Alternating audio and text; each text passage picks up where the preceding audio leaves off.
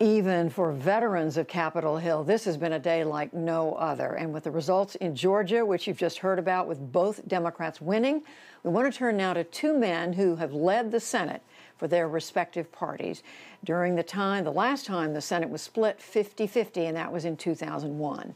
Trent Lott, Republican from Mississippi, and Tom Daschle, Democrat from South Dakota, shared the power. And we are so glad to welcome both of you back to the NewsHour. It's very good to see you.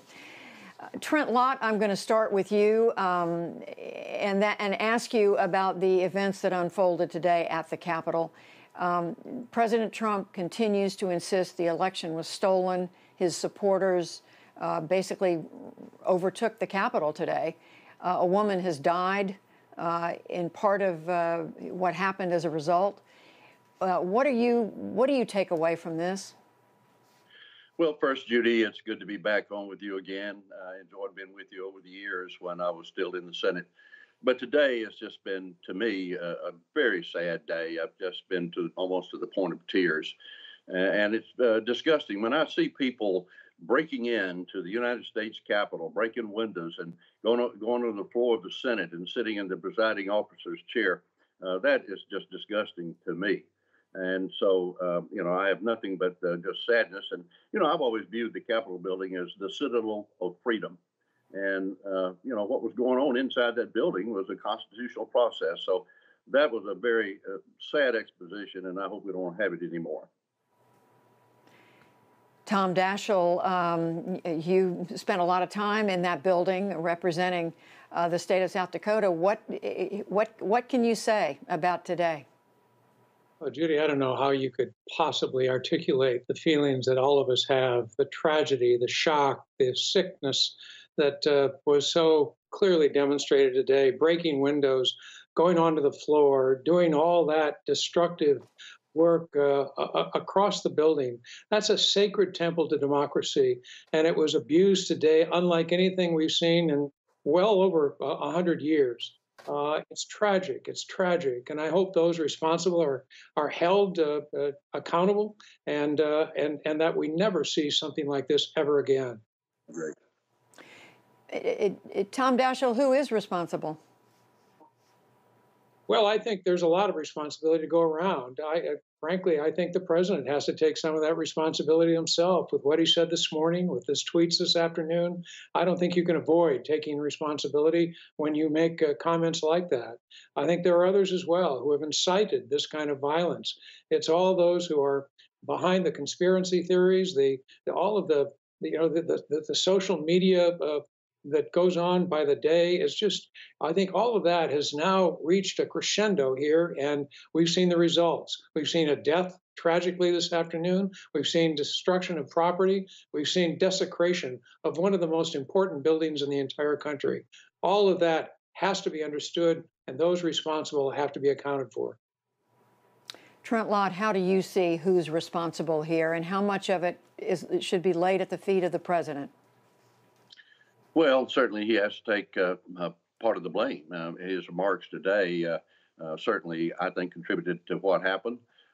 Look, I don't like the results of the elections, but I must say that his conduct since the election and today even is just not what we expect from a president of the United States. But here's what I want to talk about, Judy.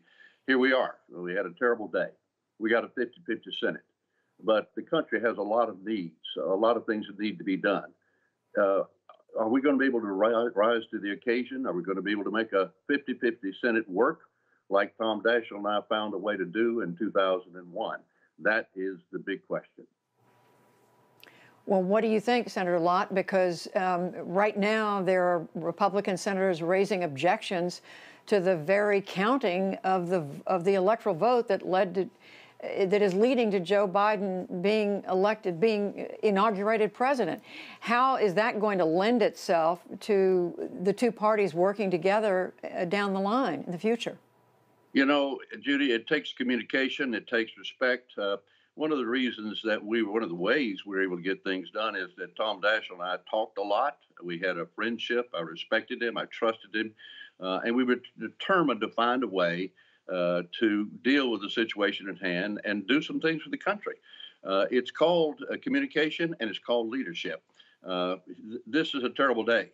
Now, what are we going to do to get beyond this? I mean, there's got to be some blame and maybe some, maybe even some prosecutions involved. But we've got to find a way to get the Congress, the Senate, and the House and the president to work together. Joe Biden is going to be president of the United States. We only have one president at the time. We need to find a way to make it work. And so a lot of that is going to depend on Mitch McConnell and Chuck Schumer. Can they make it work? And Senator Daschle, do you think the two sides can work together? Well, you've got to hope, Judy. I mean, there's really no alternative. Our country so desperately needs leadership across the board. We've got so much to do with COVID and with the economy and with all of the challenges we're facing, both domestically and internationally. That's going to require leadership. It's going to require partnership. It's going to require a new level of understanding of the challenges we're facing and what happens if we fail. So you've got to be hopeful, and I think perhaps this could be a transformational moment. Maybe people could see this for what it is and recognize that we bottomed out. You can't get much lower than what we saw today. Let's climb out of this hole. Let's try to put some pieces together and make this country work better again.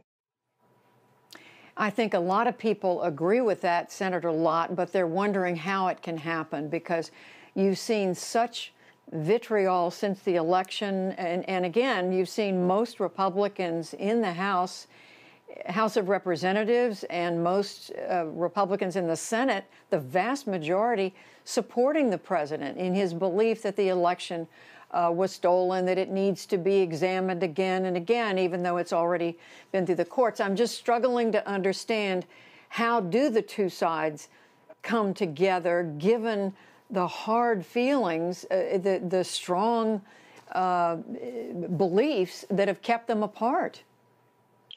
Well, it won't be easy, and I should note that the majority of the Republican senators did not support disposing or doing away or challenging the Electoral College. So I've talked to a couple of them today, and they're upset about what went on in the Capitol.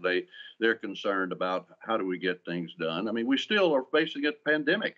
We need to do more about getting this virus under control and dealing with the economy, as Tom so aptly said. We need to get legislation on infrastructure in America. There's a lot that needs to be done. And I'm hoping that Joe Biden, when he does get in office, will be a healer, but also reach out to senators and congressmen in both parties and say, okay, look, the election's over. We've got big problems we've got to deal with, and I want to work with you to get a result. Leadership begins at the top. It really begins at the White House, and we've seen how that leadership can create problems sometime, and also it's in the Congress, in the House and the Senate. Our leaders of both parties have got to quit trying to got yous and do something for our country. I think they will. I think Tom may be right. 9/11 was an awakening event for us, and we got a lot done in the aftermath in the fall of after 9/11. We worked together, and actually the approval of the Senate went up to a historic high because they saw us working together to help our country at a difficult time. No, that's true. The country did come together up until the dispute over the war in Iraq. But Senator Daschle, even if Joe Biden tries to work with Republicans, presumably you're still going to have President Trump out there, the people who support him, advocating for something else and still insisting the election was stolen. Well, that's right, Judy. I think they're going to have a decision they're going to have to make. Who do they follow, and what does the Republican Party look like going forward? It could be the party of a Trent Lott and a constructive party with conservative values that has an important role to play in this country, or it could be the destructive approach that President Trump has reflected now for 4 years. That's going to be a choice every Republican has to make. How do we define the party going forward? And I'm just hopeful there are enough people that will follow the model that Trent has so exemplified in all of his public life and take that approach.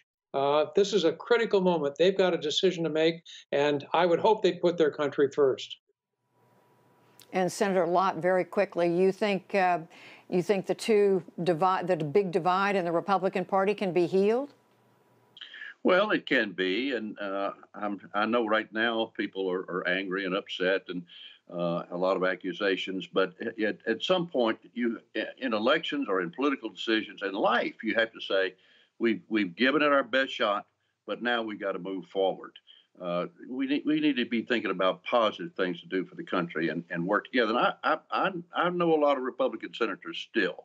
And I know there are a lot of them that are thinking about that. In fact, I've already had two of them today reach out to me and say, how did y'all make the 50-50 Senate work? Send us a memo on that. And I've done that. So at least they're beginning to think that way. And certainly I would be glad to talk to them anytime. But a lot of it is, you see the type of relationship that Tom Daschle and I have. I respected him, I admired him, and I trusted him. And that facilitated us doing a lot of good things for the country, even when we were a 50-50 Senate. Well, we are very glad to have the two of you speaking with us this evening. Thank you so much. Senator Judy. Trent Lott, Senator Tom Daschle, we appreciate it.